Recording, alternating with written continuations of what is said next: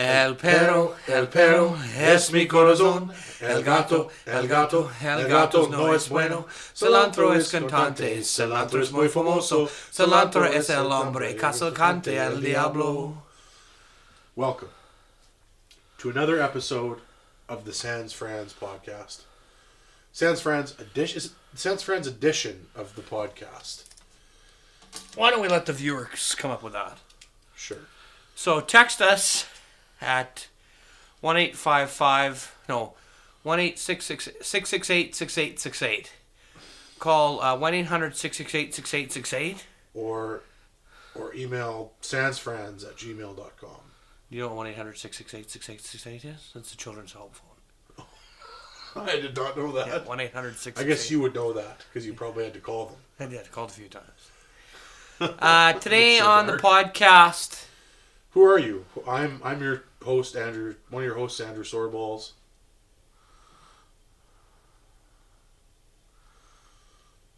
I'm a wild Magikarp. A wild Magikarp. Did you just appear? Yes. Okay, good. This episode, we're going to be talking about net neutrality. Now, Andrew, can you explain to our audience, our informed, educated audience? Yes. What the hell is net neutrality? What the hell are you even going on about? You fucking bastard? You fucking bastard? Well, the hell is essentially in the States, the FCC is trying to reclassify the internet from utility into service, essentially.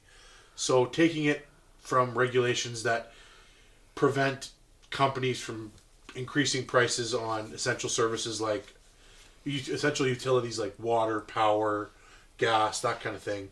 There's different laws that govern what service providers can do with their prices. And the chairman of the FCC is trying to reclassify the internet. So it's something it's closer to cable, which means that they can essentially throttle speeds to specific companies who don't pay the internet service providers. They can There's a lot of lobbying from ISPs or internet service providers Rogers, Shaw, SaskTel. Well, but not their American counterparts, Verizon, AT&T, Sprint. I mean, there's two major fears here. The first being that they're going to directly to the consumer are going to throttle the speed. So it's like you have to pay for the entertainment package for your internet that gives you full speed access to Netflix and online gaming and whatever. And essentially you don't just pay for a flat rate for your internet use. You have to pay for what sites you want to use on the internet.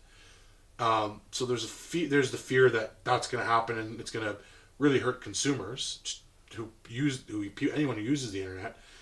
I guess three fears. The second fear would be that if that doesn't happen, or in addition to that, they're going to go to companies like Netflix and other streaming services and say, pay us X amount a month, or we're going to throttle your fucking speed. We have X number of users. Yeah. That translates to X number of advertising dollars. Yeah. If you don't pay us, you're going to lose all that business. Exactly. Or just throttle their speed, or basically prevent access from their clientele. Then the third fear is it's going to really edge out small businesses and people who are trying to, make a living on the internet outside of the main system. Or even people who just use it as a tool. Exactly, that too. I think, yeah. So potentially a huge blow for freedom on the internet. And while it doesn't directly affect Canada as much, because Canada does have data centers here, so technically, and different laws governing ISPs here, it would still impact Canadians as far as accessing certain sites for sure. Yeah. And Canadians penetrating into the American market. As well as just likely prices for streaming services are just going to would go astronomically high for Canadians, especially to compensate for the costs that. So this obviously is a last crack effort by internet service providers. It's like Ajit Pai or whatever is the guy who's Ajit, and I'm sure he's been wined and dined. Oh, and like absolutely, the ISPs want this bad. Because the other thing that's really shady about it is most of these ISPs are subsidiaries of larger, like, television companies. Yeah. Or have connections in those companies. So it's like... Or they are television. Or they are television companies. So it's really an attempt to destroy or hinder all the progress that's been made on the internet with moving away from that dated, over-controlled, centralized power systems where the internet has always been freedom. Yeah. We've always had net neutrality. And it's just so weird to me. Like, no one is for this. The only people who are for this are the ISPs. Like, the vast majority of people will be harmed by this. And there is no argument to the contrary. There's nothing you can say. No. This is purely for extortion and profit. It is purely... I can't think of a counterpoint. And correct me if I'm wrong. I can't think of a counterpoint that's like, no, but it'll be good for consumers because X. Like, I'm sure there's maybe, like, there has to be something that they can spin, but it's like ultimately you're going to be paying more for no better service than you already have. I guess the only way I could see it is, and ISPs, there's very little actual genuine competition in the market. They mostly just price set as a group and then split the market up. Well, especially in Canada. Instead of trying to drive, but American, like, they do it big time too. So I guess you could say, like, well, I only use my internet for Netflix. So if I could just pay for $6 for Netflix instead of having to pay for all this damn internet. That's, like, the only which is an asinine thing that is so stupid. Yeah. And would be positive for such a One likely wouldn't even work that way because they're not going to just sell you one. What it's going to be is like, you have to buy the gamer package if you're a gamer, and that's $20 a month. If you also want to stream videos, you have to buy the entertainment package, and that's $50 a month. And if you want to be able to surf the social media, you have to buy that package. It's like buying TV channels with your internet. With your internet, and it's just going to we're lucky, I think, costs. With this one, and why I'm hopeful is because there's a lot of big money on the consumer side because there is because like Netflix, Facebook, Google, like these companies are in favor of net neutrality. There are some of them who aren't really speaking out against it. Like Facebook, there hasn't been a peep from Facebook that I've seen. Oh, okay, well, like Netflix and Reddit and like other sites have been very vocally against it. No one on the non-ISP side has been vocally for it. There's just been people who have been silent and people who have been vocally against it. Yeah. And there's a big day of protest on December 7th. I'm not exactly sure what everyone's doing, but I know there's meant to be a big protest. And I feel like, yet again, because we've already fought this fight before, and now it's coming back again. I say we as if there's not a whole lot you can do from Canada. Like there's an international petition you can sign, but like we can't call our senator or our congressman because we don't have a senator or congressman. Right. And Justin Trudeau has also already spoken out against it and said numerous other world leaders have actually spoken out against it. Like, why do the Americans are trying to get more oppressive? Actually, you know what's another thing I just thought of that could be a huge lobbying power that's probably being pretty silent on the mainstream media front? Porn. Because what does this mean for the porn industry? It means not good. And it is a billion dollar industry. And I think they've already been putting lots of money against it. Oh, I would think so. But I mean, again, like because they have so much money, regardless of the outcome, they're just like, well, we have another speeding ticket we have to pay to keep operating. You know, it's like. But what do? Do you buy a porn package? I think that's one of those things where it's like, Pornhub just discreetly writes AT&T or whatever or Comcast writes them a check every month to not throttle the speed to their site. Like, it's so extortionary. Like, it is. It's like we will shut you off if you don't give us all your profits. Like, what other difference? They can't become an internet service provider. Like, No, I guess but like you could get Pornhub internet. the only other argument I've heard is that now there's going to be a huge push for the burgeoning satellite internet market to come now, and for that to get set up to compete and potentially drive out all the current ISPs. Right. Because if they can make a solid satellite infrastructure like there already is with current internet, it could be much more effective, sturdy, and ultimately faster and better. Yeah. But that's only going to happen if it essentially is forced to happen. Yeah. But I don't think this is not. It's just not good. Like, this is just a step in the wrong direction. Like, for Netflix everything. has to be so against it because there's no way to access Netflix unless you pay for Netflix for your internet. Like, there's no other way to access it. Yeah. So AT&T can literally go to Netflix and be like, we know exactly how many of our users use Netflix and for how many hours a day. It's like, this is how much of our market share that is. It's like, you cut us a check for all your profits, or you'll have to shut the doors because we won't let this happen. And it's like, what do you do? As a consumer, you can't. If all the internet service providers are just in one conglomerate, which they really are, how do you fight them? You can't fight them. Well, I mean, the only way to fight them is to no one pay for internet anymore. Yeah, fuck that. And it's exactly it. Or do what people in Detroit have been. We're doing a story about these people in Detroit setting up their own infrastructure and building their own internet. Really? And like, that might happen. Like, it might just create like a secondary infrastructure off of the current one. I just because I don't really still get how the internet works, and I've read for hours and hours and hours. Same here. It still is not clear to me. I really want to talk to. I bet you Kyle really knows how it works. Probably. I bet you he could explain it maybe to us. It's so crazy. Because like, I remember my uncle telling a story about telling his sister, my mom, and my grandma, like, when the internet was first starting to be a thing, and he's like, this is the next thing.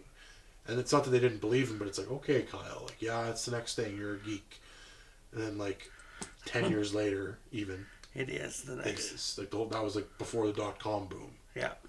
It's incredible to me because I understand that the internet is just a series of computers communicating with each other all the time. It's not like there's not like a box. Yeah, it's not like the IT crowd where it's like, this is the internet. Yeah. When you're done showing it off at your meeting, we have to put it on top of Big Ben because that's where it gets the best reception. Yeah, exactly. It's not a physical thing. It doesn't weigh anything. Yeah. Like, it's just a way for communicating. Yeah, it's so complex. It's like electricity. Like, I kind of know how electricity works, but like, if there was no electricity and it's like, okay, now Andrew, figure out how to make electricity happen, I'd be like, I can't help you out. Sorry. Like, I don't understand how inverting electricity works, but I do understand how generating direct current works. Like, it involves magnetism and like all those power generators, like a gas generator or wind turbine or anything, is just using a magnetic field and copper to generate electric current. But then that current has to be directed from DC, direct current, into AC. And I don't know how. I have no idea how that fucking works. You just know that it happens, and then you get power. Yeah, exactly. Yeah. It's so funny how so much of our lives, modern lives, are built on these assumptions of like, yeah, electricity is a thing and it works. And like, I flip the light on, I don't really know the process of how that works, but it works, and I live my life based on the fact that it works. And if it doesn't work, I'm pretty fucked. Yeah, like, exactly. We would all be pretty fucked. Have you ever seen or heard that article, that guy who tried to build a toaster? No.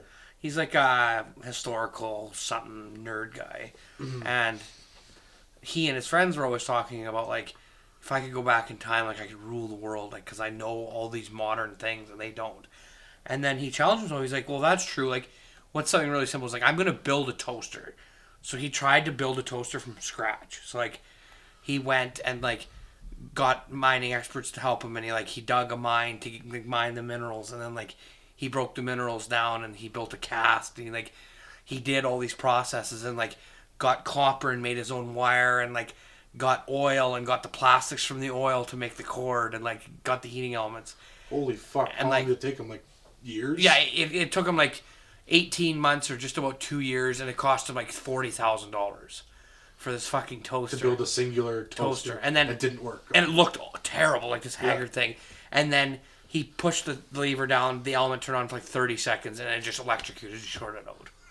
It was like a $40,000 toaster. I read a similar story about a guy who's like, I'm gonna make a sandwich out of only things that I have physically grown or produced or whatever, and like he did everything. Like he grew the grain to make the bread, to make the flour to make the bread, and like grew all the vegetables, and like raised a chicken and killed the chicken, and like harvested milk from a cow and made cheese and like made everything. And he's like, at the end of it, he's like, yeah, like, it wasn't that good. Like I would much prefer to go to a restaurant and get a sandwich. Like it wasn't very good.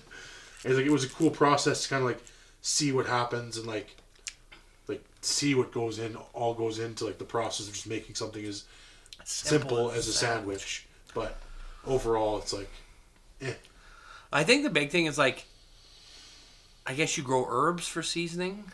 That too, yeah. But like, I could do like, I've seen people turn grain, like our grain, into pasta. And I don't know how to make cheese. I guess you'd have to ask somebody. Like, well, I know it's pretty basic. I mean, like the initial process of making cheese is simple, but to get the cheeses that we like, that we're used to, like cheddar and whatever, it's like a much more complicated, like aging and industrial. And it's like you have, like people go to school for years and like maybe not school, but they learn for years how to make good cheeses. And I mean, making like a simple like mozzarella is pretty. Yeah. So it's like milk. It's like you take milk and you put lemon in it and you curd it, and then you take the curd and you like turn the curd into cheese basically. Like that's pretty rough, but. And then putting acid in the milk, and then that forces the fat to separate and congeal, and then. Fuck, that's crazy. And like all the things that we can't even grow here that we just have available in the grocery store, like we are so fucked. Well, people talk all the time about like hunter gatherer, like that's like a much happier, better way to live. And I'm sure, just because of how our brains are evolutionarily wired, I'm sure there's something to that. Like, if you think about any time you've been fishing or sea fishing, just about everyone has that innate like reward system of like, holy fuck, I caught it's food and I caught it. Yeah, it's mine. It's mine and I got it. So I mean, there for sure is something to that, and I think there's value in like trying to experience those like universal base human things that give us pleasure, whether it's just being in nature or fishing or hunting, whatever it is. But like mass production and the Industrial Revolution has given us some pretty fucking rad shit. Oh, absolutely. Like beyond like technology and like electronics and stuff, it's given us the ability to produce, to mass produce, like different complex food items that you wouldn't be able to produce on your own, on your family. And really, ultimately, it comes down to you like making shirts, and I like growing grain, and the third guy likes is good at or whatever, building carts. So it's like, instead of me trying to do all three of those things and you trying to do all three of those things and he tried, we all specialize. It's like you do your good thing, and then you make 3 carts a lot faster than you would make all 3 products, and then we can all have a little bit more time and a little bit more product. Yeah, that's the basis of it. And then obviously, as it scales up, it gets infinitely more complicated because it's right. You have to trade those goods and services for tokens. Yeah. And then trade those tokens in for other things you want. And then also, just as the options for technology grow from like back in the time you're describing, it's like what the number of things that you could possibly A, knew existed, and B, like could desire to have was pretty finite. Like, oh yeah. It's like, what do you need? It's like, I need some good sturdy clothing, and I need a nice house to live in, and I need food. Good shovel. And a good, like some good tools that you probably basically make yourself anyways. Like you go to the blacksmith to get the heads and stuff, but you would probably make the handles whittle and the handle down yourself. And maybe you need, like you said, a cart, like a nice cart to get around in, maybe. But for the most part, it's not like not only what type of TV do you want? It's like, what brand and what resolution? And modern economics and modern society boils down to one thing. Girls don't like boys. Girls like cars and money. Boys will laugh at girls when they're not funny. And these girls and these boys and these boys and these girls. Girls like something Ferraris and boys with Ferraris. What the I can't. Girls chase boys, chase girls. Is that what you're saying? No. Girls don't like boys. Girls like cars and money. Why am I drawing a huge blank? Girls will laugh at boys will laugh at girls when they're not funny. Yeah. And these boys and these girls and these girls and these boys. Something with Ferraris and boys with Ferraris. Fuck, who is that? I don't know. I'm drawing a big blank right now. Where's your phone? Right here. Go to YouTube. Anyway, yeah, it's interesting because I think overall, like if you're like, for example, like an auto body technician. You like giving auto body experiences. Yeah, and you maybe don't make any money at all or whatever. That's just shit. Girls don't like boys.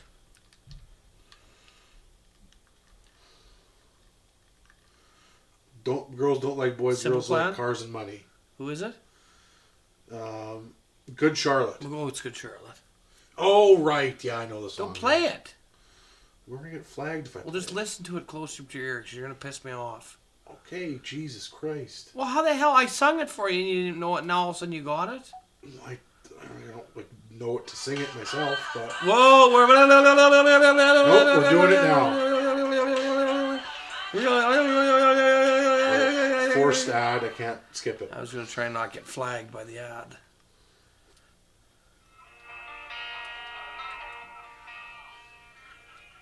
I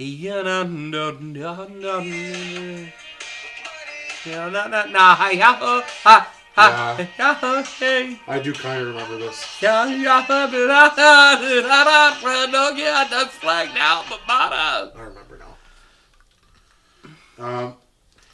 And shopping sprees are all the things that my girl needs. Yeah. So 90s it hurts. 2002, you fucking idiot. Well, they're a 90s band, you fuckhead. Just like, raise your hand if you want a match of Agricola. Well, let's have a third one and see what happens. Career ever wins. Have you ever won? Ever? Never once. Wow. Well, we'll see what happens. I'm just kidding. He's a lot better than me, and he knows it. You might wonder what we're drinking today. That is empirically not true.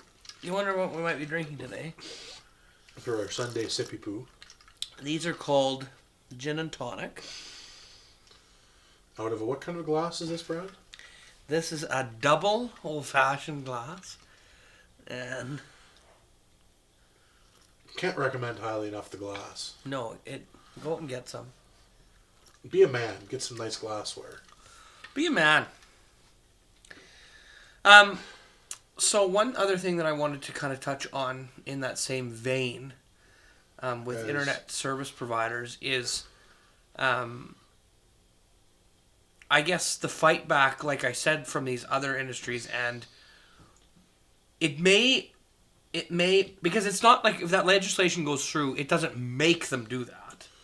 No, I think it's also that this next step is just the first step to start the process, and the fight doesn't end even on a policy side for a while. But even if net neutrality goes away, yeah, an internet service provider can still provide the exact same service they're already providing. Yeah. So, I think I think if it goes away, I don't think it's like a thing like tomorrow it changes. I think it's like a very slow, and that's the thing I'm worried about. They're going to keep going at it and keep going at it and keep going at it. They are, but it's like all we can do as consumers is keep trying to be aware and keep fighting it, because it's fucking bullshit. There's just no benefit for anyone but the business owner. What's Trump? And they're already fleecing everybody. Well, it's Trump's appointee to the head of the FCC. That's the one who's enacting this legislation. Whatever, he's going to get impeached right away, I think. Thank God we live in Canada. It's just like, I don't think this would be a question here No way. No way. I mean, we already get fucking hosed as it is, so trying to tell Canadians is like, oh, actually, we're going to hose you more. It's like, we're already at our fucking breaking point. Like, you're already raping us with prices. Yeah, like dragging everybody over the coals. Like, we pay the most for internet and cell phone of just about any country. Yeah. It's fucking crazy. It is. It's bullshit. And I mean, it's only going to get better in Canada just because demand is going to keep increasing as our population slowly increases, as well as like, I think there's going to become more and more alternatives to the traditional internet, as people find, as companies find ways to essentially do more with less infrastructure. Mm-hmm. No, absolutely. Or infrastructure just becomes cheaper. So it's like, now these big telecoms don't have a monopoly on the infrastructure. There's other companies that are competing and they have their own, maybe smaller local infrastructure, but they're able to provide comparable service at a much reduced rate and still turn a profit. That's the thing that's disgusting to me is that, and one thing that is really shitty is that these internet service providers, because they're such large multi-million dollar companies, you know, if X hard cost gets reduced by some new technology or new piece of infrastructure that's cheaper, the price doesn't change ever. No, they just roll that into the profits. Roll it in. No, you know, their profits, margins got better. Their profits are huge. Yeah, margins got better. Shareholders are happy. Yeah. I guess we should start buying into fucking Rogers. Just get a whole bunch of Rogers shares and be like, if you could get it when the stock goes down, yeah, but the price is pretty good. Oh, it'll be good. It'll be like frickin', oh Jesus! It'll be like frickin' so cool if Rogers would get more money. I actually used to live with the son of I think he's actually much higher up in the company now, but he was the former CFO of Rogers. And did he have an explanation for his actions? No, I told him that Rogers is a piece of shit company because we've only had negative dealings with it, and we just like laughed about it. He's like, yeah, I don't really like Rogers either, but really put bread on the table kind of thing. He's never eaten bread in his life. Fucking caviar on the table. Yeah, it's true. Putting pork in your biscuit. No, it was one of those conversations. I remember having very distinctly having a conversation with that individual, and it's not that I wasn't friends with those roommates, but it was just like they were just so. That's a time in my life where I was really realizing like I might have been born in Ontario, but like I am meant to live in Saskatchewan just because of my personality and just like I just jive better with the people out here in general, and it's not. For me, it's not as much like that traditional or like stereotypical Saskatchewan attitude of like, oh, people from the East are fucking XYZ. It's just like they were all about pea coats and boat shoes all year round, and yeah, it's a totally different mentality. And I remember having a conversation with one of my roommates, and I'm like, and he's like, yeah, like I don't really have any interest. I don't at all like when I'm going to school. He was in business. And he's like, yep, I hate this. It's not. He never said hate, but he's like, I don't like this. This is not something I'm even remotely really interested in. I just want to make money. And I'm like, oh, like that's kind of shitty. Like, don't you want to like enjoy what you do, like your life, for your life? And he's like, no, like I'm more interested in just making a bunch of money and then using that money to do the things that I want to do. And I'm like, oh, like I would be much happier making enough to get by, but doing something I love doing. Mm-hmm. And he's like, I could never be satisfied with that. I'm like, yeah, I could never be satisfied doing some terrible job that I hate. So and I hate you. I know it wasn't I hate you. It was a very cordial conversation. We were both just like, huh, like we got where the other one was coming from, and like disagreed. But it wasn't. But like, did you mess him up bad? Well, I kind of convinced him because like he was a quite a talented musician, and he was a like pretty artistic guy, and like good at photography and skateboarding, and he had all these other things that he was above average at, I would say. That if he maybe if he pursued those things, he could have done something with them, and they were obviously things that brought him joy and he really liked doing. But he just like didn't seem like it's like no, like, very much his upbringing was like, no, you go with the safe thing. This is your path. I mean, not to mention like most jerk-offs who get a business degree to think they're going to be fucking Mark Cuban when they get out of school. It's like, no, you're competing with thousands and thousands of other people for a finite number of entry-level jobs. Like, good fucking luck. But with a guy like him, it's like, your dad's the CFO of Rogers. You will have probably a pretty good job right out of school just because of the contacts that you have going into it. Mm-hmm. And I don't mean that in like a derogatory way towards him. It's just like that path is so much more clear for him because of the hand he was dealt. So it's like obviously to a certain extent you want to play to your hand, but he just really didn't seem like he was going to be happy with it. And it's like most of the people I met in university who were doing that business thing, it's like either they were so like douchey, like I'm going to be the next fucking Mark Cuban, or they're like, yeah, this is what my parents expect of me, so I'm doing it. I so desperately want to go back and just take some business classes at the university and just like immerse among those people. It's like, this is how I run a business. It's like, you bet, bud. Oh, Laurier was so bad for it because it's like the big thing there is the business school. So yeah, it was just it's like listen, bud. It was so prevalent. It's like so many fucking douchebag people. And the thing is, like, I say douchebag, and it's not that they weren't nice. Most people at Laurier were so nice, just down to earth. Like they weren't mean, or they were just like very douchey. I don't know how else to describe it because you were there. You know what my fucking roommates were. I didn't have my fucking phone on. What time did we start? Do you remember? Yeah, 10 after 8ish. Okay, good. We're good then. 10 after 8 in the morning. Or the evening, you don't know because this is coming out whatever time. We don't even know what number episode of the podcast this is. Yeah. And shopping sprees on. No, that was so funny. I remember like you meeting my roommates, and like just such a different mentality, right? Yeah. So different and like very unappealing and very just I don't know. Yeah, one specific roommate was a fucking... I just wanted to bro down a little bit, and they had no interest. No, cause I think the thing is their idea of broing down is very different. Mm-hmm. And it's like very much everyone... It's like, yeah, we're going to go to the bar. We're going to try to get fucking laid, buddy. Like, save your money for the girls. Why are you buying the boys around? It's like, don't buy the boys a fucking drink when you know you might get some pussy buying them chicks a freaking drink, man. And to me, it was always just so cringeworthy because it's not that they didn't succeed in picking up chicks at the bar. It was just like, I don't want to sound superior because that's not how I felt about it. It was just like, give it, you're superior. Go for it. No, it just seemed like such a weird thing. Like I just never felt comfortable. Like I'm gonna buy you a drink, and now there's some weird thing where it's like we both know that.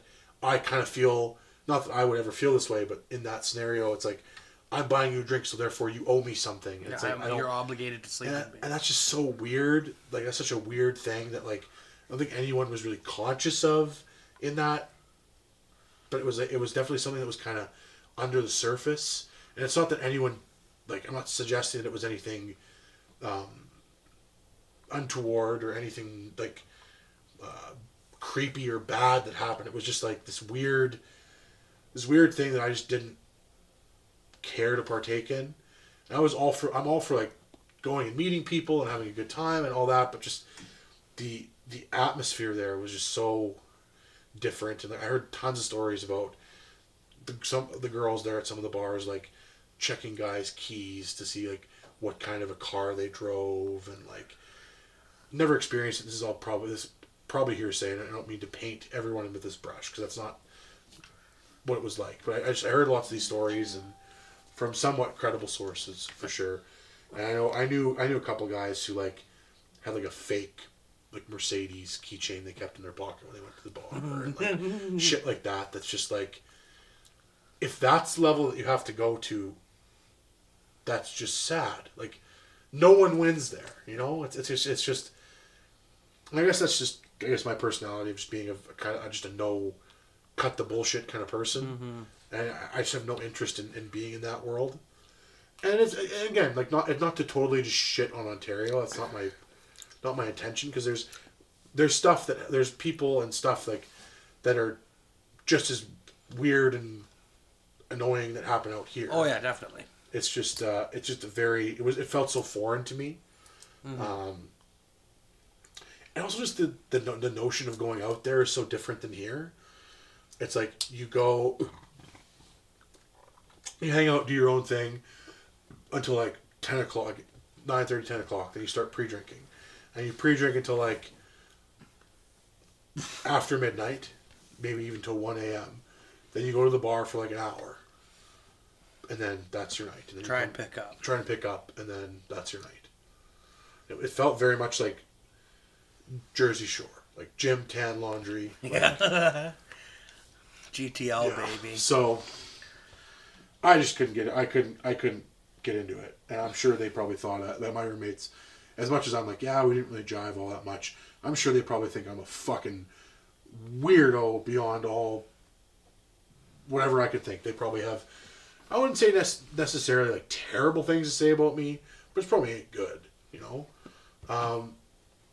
And I'm glad I had that experience, but ultimately very happy to not be there anymore and not to have been there for any longer than I was. Yeah, I totally... Not to mention, like, there was like this phony air of like, yeah, like we support you. And it's like, I'm like, yeah. When I approached them, I'm like, yeah, like I'm doing this thing. I'm gonna go out on my own. I'm gonna break into the film industry. They're all like, oh yeah, you're gonna do that for sure, and like really like pseudo supportive and like fake supportive and very judgy and very judgmental, because they thought, oh look, I totally have my fucking life together. And it's, to be fair, it's not that they definitely had shit a lot more figured out on paper than I did, but it was just a phoniness, and I don't suffer fools, maybe is not the right word, but I don't do the fake shit very well, and that was just saturated that market, to put it that way. No, yeah, I totally. It's not even like everything's faked. It's just like exaggerating ridiculous elements of your persona to try and fit this style, or I guess this type of person that you think other people are going to want to see from you. Yeah. Exactly. And I mean, it took so much to get people to break their walls down too. Even like on a personal, like, we're just roommates hanging out and you're still putting on this like, I'm a fucking business guy wearing my peacoat. It's so funny I keep bringing it back to peacoats and boat shoes.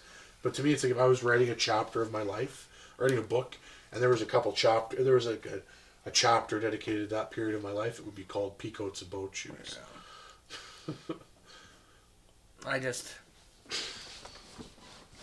And the thing is, like, you can tell, like,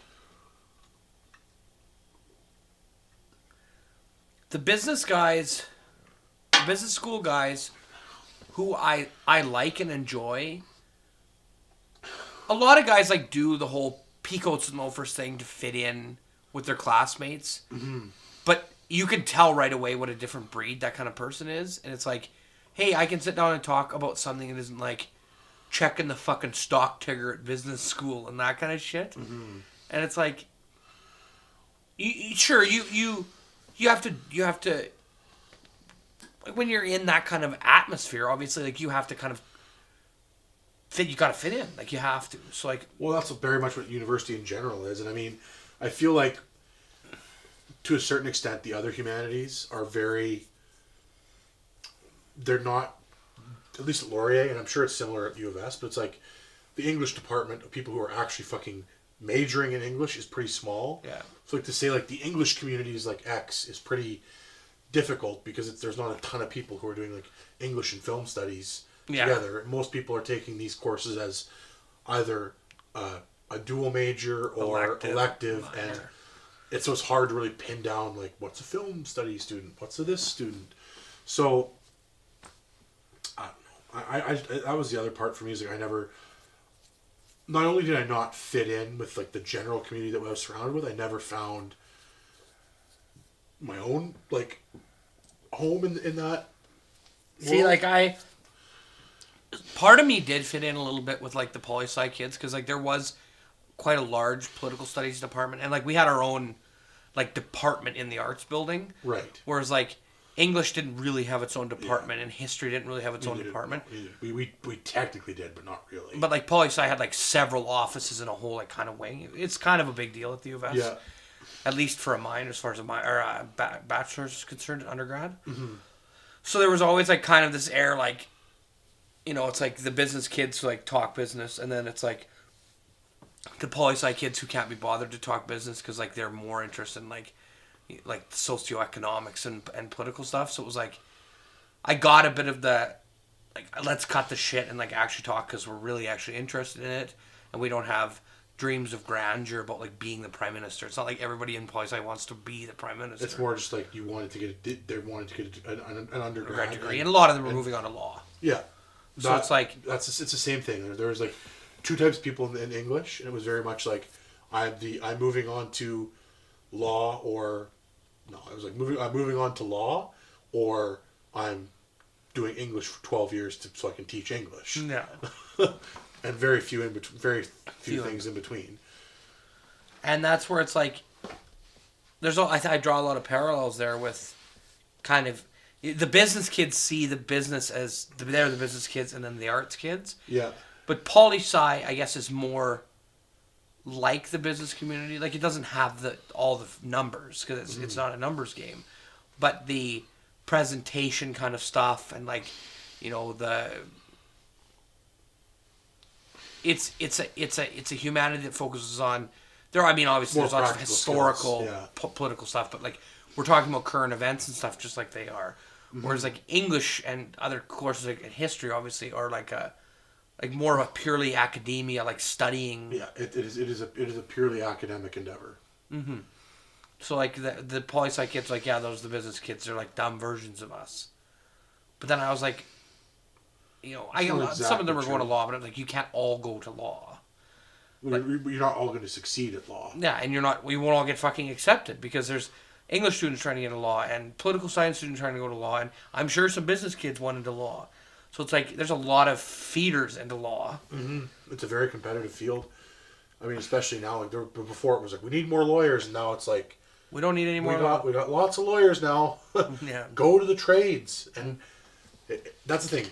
Trades are always it's a safer bet because there's always going to be a demand for it. Yeah. There's always is. Medical, anything in the medical field, and I'm not talking like doctor, like nurses, lab technician, X-ray technicians. These are all things you can do in a comparatively shorter amount of time and still make a solid income, and it's very stable. And you're very much in the same field, like. Yeah. You know, I think I was talking to a friend of mine a little while ago who's going to become, or looking to become an RN. And she was talking, or she's not going to become an RN. She wants to become an LPN. Mm-hmm. And she's kind of talked about how RNs have had this prestige role in the hospital before. It was like, people who became LPNs just weren't good enough to become RNs. And from what I understand now, that's kind of changing, and like, RNs are being shifted into an administrative role, so it's like these health departments can't hire everyone. Can't be an RN, like they can't hit that pay scale, and so like they're trying to give LPNs more responsibility and teach them more practical stuff than just mop the floors and put Band-Aids on and stuff. These are become more medical people, because I think what we're seeing now is, instead of doctors waiting for like a little woman in a white hat to prepare the room so they could come in, they're scaling down the number of doctors because these people are intelligent, specialized professionals who just need to come in and diagnose the situation and have somebody else do the work. Manage the care, yeah. No, it's especially in Canada where, I mean, really our medical system needs a huge overhaul in not really its operation so much as it's like administration's not quite the right, but intake is where it needs the most. Triage, and it's like we need more advanced triage, and there needs to be more. And let's start using computer stuff. Well, that nurse's line is great. I mean, that health line. I don't know if you've ever used it before. Yeah, I used to remember I got that spider bite on my leg. Yeah, it's great. I mean, it's great for some things, but I mean, The only thing I've come to learn is that they're always going to opt on the side of, well, you should probably go in, because it's like they don't want to be responsible for saying you're probably fine and then you're not fine and then you either get seriously injured or die. So I mean, it's good to a certain extent, but I mean ultimately people need to learn to use their resources better and learn when do I go to the doctor? When do I go to the walk-in clinic? When do I take myself to emerge? It's like right now, whether it's clear or not, people oftentimes don't do the right thing. You know, one thing that I think is so interesting, and not that I spend a tremendous amount of time in hospitals, but from all the experiences I have, R&D seems to be almost exclusively on the side of treatment, whereas I feel like new administrative softwares. Look at sorry to cut you off, but like one of the shining examples to me is that the blood clinics that are out here. Thing. Yeah, and it's like what's it called? Gamma Dynacare, and it's a service that's much easier to streamline because you're in there you have a form, they take your blood, they know what they're looking for, they send the sample off to the lab, and it's very much like they can run it like an assembly line, just boom boom boom boom boom, get in, get out, go. It's so nice. And it's a service that's become very streamlined and is very, very good. And I think if they could do that with even, say, like imaging, it would be a huge leap forward. I guess the only thing is, like, I think if it was, like, non-emergency imaging, so, like, MRIs, X-rays, and then maybe leave everything like emergent, like have those capabilities in the hospital, but leave them exclusively for urgent emergency care. I think you're going to have these people who like have a tear in their knee, like I did when I had to wait for like however long to get an MRI. You're going to get. I don't understand why faster. The fuck it costs so much. The technicians, I guess, are really expensive to have around. Technicians are expensive. The machine is expensive to build. There's got to be a system where somebody can fucking just run the goddamn thing and send the results to a centralized area where people just pouring over these results. Well, that's what's happening in the States right now. I mean, this is where the argument for private medicine comes in. It's like, well, maybe these things should be semi-privatized. And I'm not opposed to bringing private medicine or private market stuff in to this kind of a conversation when it's about streamlining the non-essential care side of it. Yeah. Because I feel like a lot of our health system, and this is like me more. I have some insight just because my father was a doctor for my entire life, and like it was a thing that I was interested in, and we talked about, and I initially thought I was going to be in medicine. I had many conversations with him about it, and I think a lot of the health care resources get eaten up in just people who are at the hospital who just, frankly, they just don't need to be there.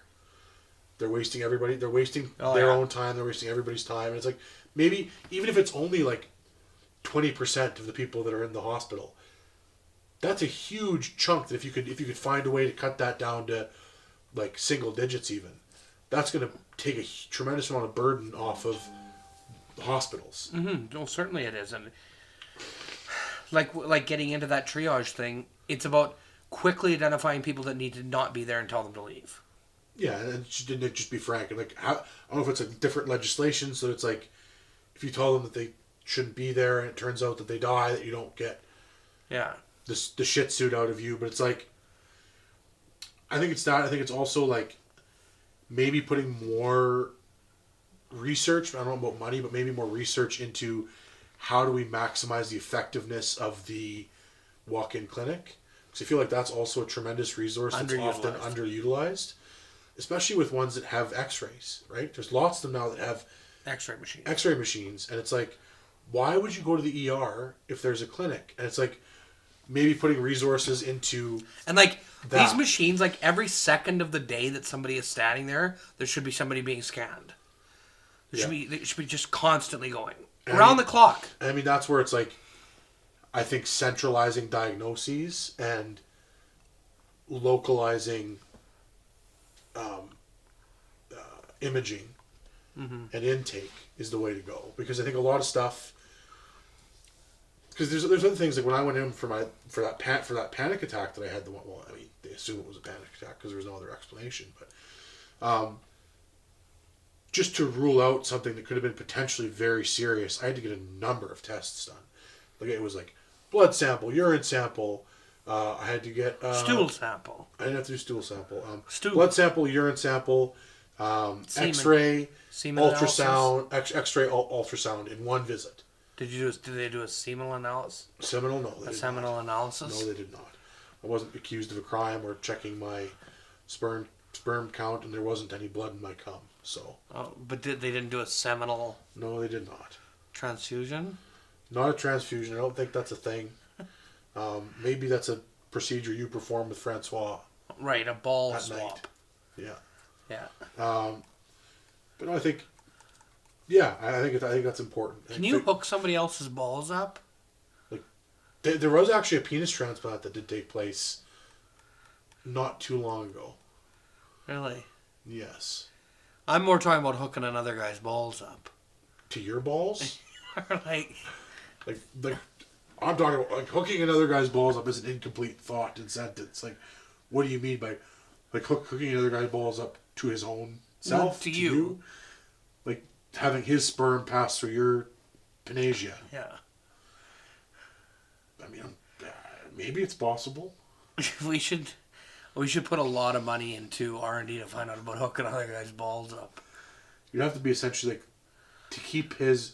Are you talking about like chopping his balls off, attaching them? Do you see like a second pair of testicles? Maybe with a valve, so I can. So you have 4 balls. Yeah, you can have your kids or his kids. Well, I don't know. I think once you. Because if you go around pounding all around town and then they keep doing DNA tests and they come up blank, nothing. But I think how that would work, I think once you attach the balls and they were attached to your body and your hormones and everything were the ones that were causing them to produce more sperm, I think it would produce...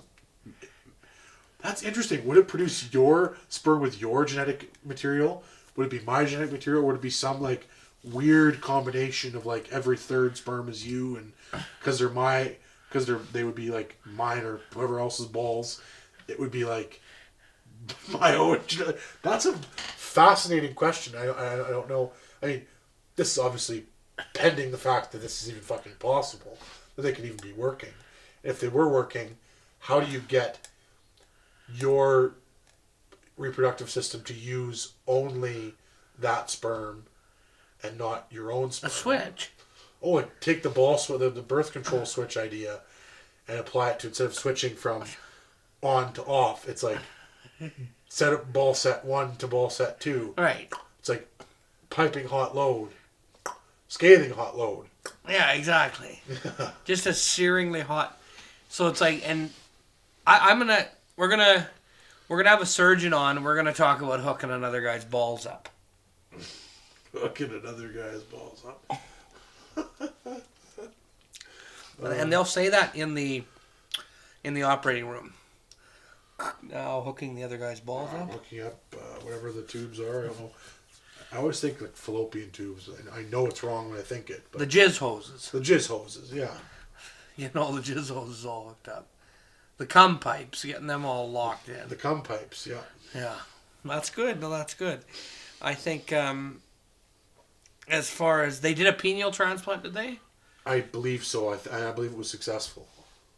I'll look it up. But what how much time we got? A little over 10 minutes. Oh, perfect. Anyway, while Andrew looks that up, I guess posing out to you out there in internet land. Oh, that's not what I want. If you God, could that's hook... not what I want. Jesus Christ. If you could hook another guy's balls up, whose balls would it be? Would it be maybe a celebrity? Maybe you want Crimson Hemsworth balls. Maybe you want to hook your dad's balls up, so that way you can pick which generation you want to birth each time. If you want his old sperm to make weird retard babies, or if you want... No, him to make your dad's... Yeah, that's what I mean. Like your uncles. What? Well, because you'd be making your uncles. Yeah. And aunts. But I mean, also, like, you know how as women age, their The Right, eggs but are semen has, like, it doesn't have that bad of a shelf. not that bad, but still not good. Penis transplantation, okay. Also, that whole degradation of eggs thing is very, very misleading. Most of the articles that you read, I read a great little piece about this. Well, it's not really about the degradation of the egg so much as it is about the woman's body's response to the pregnancy. It is, but all the articles that you read usually say something to the effect of, after the age of 40, the chances of all those bad things happening doubles, but it really doubles from 1.3% to 2.6%. So, like, it has to double many times over for it to become consequential. So, like, Well, but it still is consequential, even if it's a still a small percentage. It's like doubling in percentage, regardless of how small the percentage is a yeah, but like a 2.6% chance or whatever. right. But it's like when you're talking about like having severely retarded babies. It's just like, stuff. yeah, but like you have like a 97% chance of not. It's true. Like you're almost just as much at risk to have a baby, period. And obviously genetic predisposition plays a big role there. And we don't fully know what that is, and like they've only just started tapping into in China tapping into the genome, editing genetics in embryos. So that's going to be a fucking... We're going to start playing God here real quick. And there's going to be legislation, or it's going to be a race of Chinese super soldiers who take over the world. But we'll see. Super babies. First American to have penis transplant says it's, quote, starting to take shape. A week after revolutionary surgery, and he wants to take dead donor's family for donuts. Are they going to eat him off his cock? That's the implication. Yeah. First American to have a penis transplant says it is starting to... Thomas Manning, 64, spent 15 hours on the operating table at Massachusetts General Hospital in Boston last week as doctors attached a dead man's penis. Mr. Manning had his own organ amputated in 2012 after developing a particularly aggressive form of penile cancer, leaving him with a 1-inch stump. The procedure will mean that, once his new penis is healed, he will be able to urinate while standing and have sex. Mr. Manning told... That's such an interesting end-of-life thing. It's like, I have a different penis now. Because you become very, very used to your penis. And your penis gets taken away for a few years. And then you got a new penis. Hopefully a longer penis. Hopefully a nicer penis. I imagine it would feel better. Any penis would feel better after having a 1-inch stump. Sure. Like a 1-inch stump, it's like there ain't nothing you can do. So he's going to take donuts for people who's made his dick wet? Yes, I wish that was what it said. No. The family, it's so weird because it's like something, it's like, if it was like, this is a heart transplant, he's like, yeah, I'm going to take the family out for whatever. It would be like, oh, that's such a touching story, but it's like, yeah, I have your husband's dick now. Thanks. Here's some donuts. Yeah, here's a 12-pack of donuts. Thanks for the dick. Thanks for your husband's Thanks for your husband's cock. I appreciate it. If you ever want to pay him a visit, he's right come here. on over. He's right here. Dick donuts. Yeah, there was a friend of mine who had a birthday back in Laurier days, and in the middle of this crowded area, they brought out a fucking big old dildo and put donuts on the dildo, and he had to eat the donuts hands-free off of the dildo. And then did he deep throat it? No, I don't think so. I didn't stay. I was just passing through and I saw this and was laughing as everyone else was. But quite a big one? Oh, yeah. Enough to have like half a dozen donuts on the fucking thing. Really? Yeah. Holy. Yeah. I don't think I could fit a full Cheerio on my pipe. Yeah, could maybe fit a Cheerio or two. Yeah, stacked. Didn't want to just be hanging on there. Just hanging on. Well, cheers, everybody. We still got 10 minutes left. You said 10 minutes. 10 minutes. I said 10 minutes 5 minutes ago. So there's 5 minutes left. No, I said a little over 10 minutes 5 minutes ago. So there was 15 minutes left. 14 technically, but 13, 12. 11. You're just very much ready to be done, but that's not. I got a Terminator gun. Have we talked about? No, I don't think we talked about machines within. Machines within. Yeah, I got a gun. Got a Terminator gun. T16. 100%. 100%. F all the haters. F all the haters. F all the We're also forgetting practice on my flow. Practice on my flow. I am on it. Anyway, so there's this wonderful video online. A juggalo, a borderline retarded juggalo from Detroit. He's got the song called Cuddy the Killer Clown. He's got machines with. He's got 3 big beats. hits. He's got Machines Within, Mass Murder from the Grave, and what was that one I sent you guys? I can't remember the name of it. Crack on the balls. Crack on your balls. I like Mass Murder from the Grave because he's like, I'm going to be playing for you my song. It's Mass Murder from the Grave. Mass Murder from the Grave. Mass Murder from the Grave. Mass Murder makes me cool. Mass Murder makes me cool as can be. Mass Murder makes me cool as can be. Mass Murder makes me cool as can be. Much love, no hate. Much love, no hate. F all the haters. F all the haters. Anyway, so this borderline retarded juggalo has a number of very influential hits that are coming out. He really just needs the right producer to make them happen, you know? F all the haters. F all the haters. Anyway, so he just walks around. He's out by a subway, I believe. Filming on his phone. It's these terrible songs. Terrible. They're not really songs. He just keeps repeating statements over and over again, like Machines Within. Machines Within. Yeah, I gotta go. Crazy, isn't it? Crazy, isn't it? Crazy, is that the new one? Innocent, isn't it? Innocent, crazy, isn't it? Yeah, that's the newest one. Okay. Anyway, so Andrew found this guy on another program he watches sometimes. Yes. What's that called? It's called Your Mom's House. It's the incredibly funny Tom Segura and his wife, Christina Pajitsky. Their podcast they do from their house. And one thing that they do that I love, and I wish we had the capability to do it, but we don't, is they start every episode and they have a couple clips they find throughout the episode of these ridiculous funny videos, whether it's they also like have specific topics they like to talk about. They have a thing it's called Brown Talk, and they talk about shit, and it's like there's usually like a funny video of someone like in a compromise, like someone's like well, that video of the old lady where she's like, I shit myself again, and she's like talking about how she shit herself again, like something like that. That segues into that, and they have these hilarious videos. Like one of them is this guy. He's like, yeah, if you want to get horny, like good weed will get you horny. If you have access to good weed, and you get high, then you take about 12 or 13 Benadryl before you have your sexual fun with your partner or masturbate or whatever it is that you do.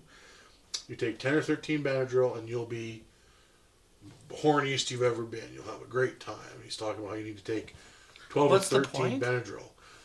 Do you know how much like amphetamine is in 12 or 13 fucking Benadryl?